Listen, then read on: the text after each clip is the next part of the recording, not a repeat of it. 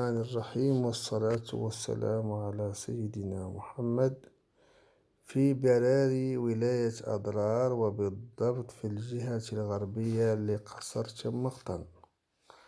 نجد بعض الحجارة الجميلة والجميلة جدا، والتي تحمل في طياتها تاريخا قديما للمنطقة. إنها حجارة تحمل أشكالا غريبة جدا، تقول بلسان حالها بأن هذا المكان كانت فيه بحار وفيه حيوانات بحرية، وهذه الصور خير دليل على ما نرى. فمثلا لاحظ معي جيدا هذا الحجر له شكل غريب يدل على بقايا حيوانية بحرية، وهذا الشكل بلونه الأحمر والبني والأصفر دليل على وجود حيوانات بحرية قديمة.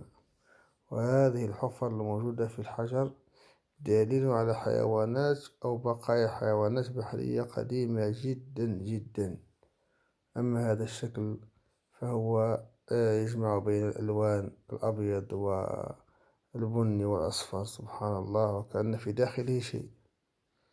أما هذه الصخرة فهي جميلة جدا. إذن في ولايتنا هذه الكثير من الحجارة المترامية هنا وهناك، وفي هذا المكان كذلك وجدنا قشور بيض النعام الكبير المتحجر.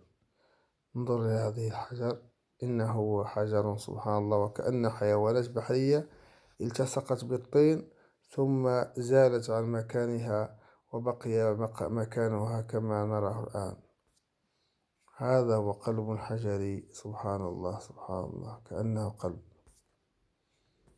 إذن أشياء كثيرة مثقوبة بهذه الطريقة تدل على حيوان كان في داخلها، وذهبت به الريح أدراجها وبقي فراغ فقط. لاحظ معي هذا الشكل الغريب الجميل جدا، سبحان الله. أشكال جميلة وجميلة جدا تحتاج إلى دراسة جيولوجية من متخصصين، وحبذا تبعث الدولة أولئك المتخصصين في هذا المجال.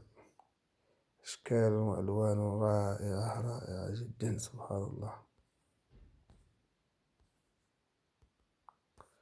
إنها ولاية أضرار التي تزخر بكل الأشياء، بكل الطاقات، سبحان الله.